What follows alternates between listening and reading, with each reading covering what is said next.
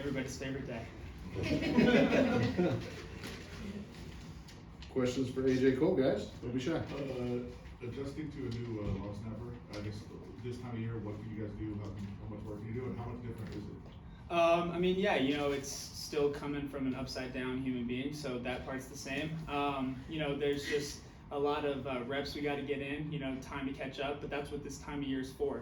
I mean, the quarterbacks, the receivers, the O-line, D-line, everybody's going through the same thing right now. So this time of year is sort of just a race to get better. So it's just between now and September, whatever our first game is, it's how many reps can we get together and how much trust can we have in each other. By the time we hit that first field, the time it counts. Is it a trickier process as a punter or the holder? It's a good question. I think it's probably about the same. I mean, he's left-handed, so it's spinning the opposite way. But I mean, besides that, like it's still a long snap. It's still the same deal. So after like the first practice of getting used to it spinning the other way, it's kind of the same deal. AJ, I know this is probably more of a Daniel kind of a question, but as a fellow special teams player and somebody who uses your foot to make an impact on the game, the rule change that they had where the fair catch on the kickoffs, where do you fall on that? Where it just seems like it's taken some strategy out of the game, maybe needlessly so, rewarding a team 24 yards for somebody else doing their job. Where do you fall on that? Yeah, I mean, I think a lot of people are kind of unsure how teams are going to play it. It's going to be interesting to see how it gets used, how it gets played. I think it might add another wrinkle to the game that could make things a little bit more strategic. There's going to be just some different, and I think it's going to be interesting too because how much our team's going to show their hand in preseason. There's just a lot of different factors. So, I don't know from a strategy perspective, that's not really my expertise necessarily. And I think sort of it's one of those things where I don't get to make the rules, I just got to play by them. So, just sort of not much you can do really. How much punting are you doing this time of year? So I'd say this time of year I'm trying to get in 3 to 4 days out of the week, probably like 7 days every 2 weeks. And every time I go out, I'm probably kicking between 50 and 70 balls. This time of year is sort of an opportunity to like try stuff, tinker with stuff. Like during the season, you kind of have these like I guess I call them like intrusive thoughts where you're like, what if I tried to do this? Or what if I tried to do that? But it's like, oh, we have a game in like 15 minutes. I probably shouldn't try that. So the off season's like the time to kind of like let those thoughts win a little bit and kind of like mess around with stuff and see if there's like little gaps and areas you can get better. And then it's kind of nice too because you try those things and you're like, oh, that definitely doesn't work. Don't do that in a game.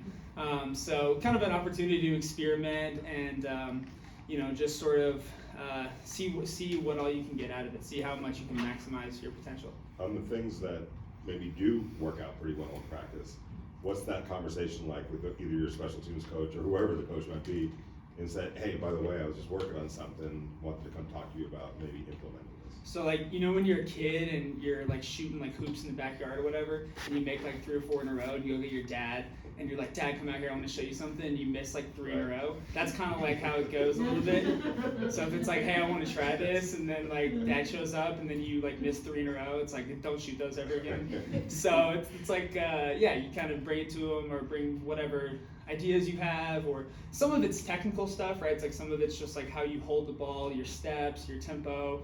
Some of that is like stuff that you kind of can do on your own, but yeah, that's pretty much how it goes. Obviously, you and Daniel were trying to get adjusted to Jacob on the field as the new long snapper, but just outside of the field, just your relationship personally, how's that developing between you three? Yeah, I mean, we spend a lot of time together, right? Like everybody else is doing their own thing, and it's usually just us 3 on the field, closest to you guys. So we spend a lot of time together. We eat breakfast together, we lunch together, and so just getting to know him, getting to learn about who he is, where he's from, all those things, and I think that's really important. I'm a big believer in like camaraderie, vibes, all that, and I think that translates to on-field production.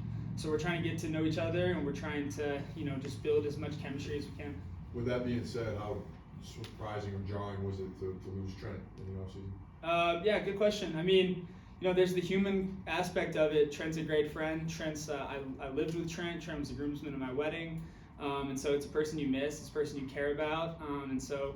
When you get the news, like it's something that you realize like, oh, I'm not gonna sit next to him on the plane anymore. I'm not gonna like have coffee with him every morning. And so there's the on-field part of it, which is, he's a great long snapper, he's a great player, and then there's the human part of it too, which in a lot of ways hurts worse. But I'm excited that he got an opportunity in Dallas. I think it's a great place for him, and I'm excited to see what he does with the rest of his career. On a personal level, a lot of you guys did get married during the off season. AJ, Max, and Dylan, Jermaine. What was that like? Kind of, did you guys all know that was happening? And has it been kind of interesting to talk about it in the locker room since you guys came back from the off season? Yeah, it was definitely the season of weddings for sure. Like a lot of talk about like what wedding band are you wearing? Like, what are you using, the silicone band when you work out? Like, are you are you going with the metal ring on a day-to-day basis? A lot of talk about that. It was cool to kind of go through that and like everybody kind of have that experience and get to go to some of them and just sort of just kind of like cherish that moment. It's cool to see, especially like with a guy like Max, is a guy that I came in with. We both were really young guys, and now both of us like we're married. Max has a kid. Like, it's cool to go through life with people, right? It's cool to watch them develop. It's cool to watch them grow, and that's an awesome thing to see. Anytime you see someone that you care about have like a pretty significant life change, it's really special, and it's awesome to watch and be a part of. What level of involvement did you have in planning the wedding? And did you have to walk that fine line of agreeing, but making sure you were engaged with the whole thing and all that, but letting her basically have the final say? Yeah, that's a phenomenal question. I was probably involved about as much as you would expect, but the thing is, have you seen the Mike Leach thing about it? Mike Leach captures it absolutely perfectly. I mean, there's the questions of like, what font should we put on the invitations, and there's the questions like that, and then they want you to think about it, and they want you to have a good answer, but they don't want you to just say something and it's like, are you just agreeing with me to agree with me, or is this what you really think? And some of it was really cool because some of it I didn't know at all, and I just showed up on the day of the wedding and I was like, oh, this looks great, like this is awesome, like very fun. But like the worst part of the wedding is getting the RSVPs in. The worst part of the wedding is like texting everybody and being like, hey, just following back, seeing if you've had a chance to submit your RSVP yet. And it's like the generic message that my wife typed out that I just copied and pasted to all my friends, and I just added at the end like, this wasn't me.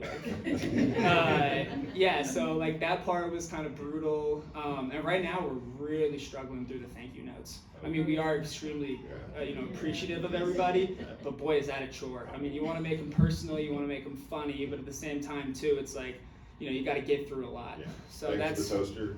I mean, it never ends. It never ends. And my handwriting is atrocious too, so I'm having to go really slow, and like my thumb hurts all the time. It's really a process. Can you give us the wedding power rankings from the off season? The wedding power rankings, like top to bottom? Yeah. I don't want to get into that, but I mean, that's I don't want to get into that. It's comparisons to Thief and Joy. We don't need to do that. They were all phenomenal. Who was the worst dancer though? You could answer that. Oh, it's probably me. A lot of people would probably say me. I probably, the things outside the gas station that they blow up and they kind of like do like that? Yeah, like that's how sort of I dance a little bit. I try and take up a lot of volume, really. I've never been on a dance floor and nobody known about it. I make my presence very stated, which I'm sure you can believe. Just a lot of flailing limbs. Like I got long arms, long legs. It's a dangerous place to be. You could easily catch a stray elbow.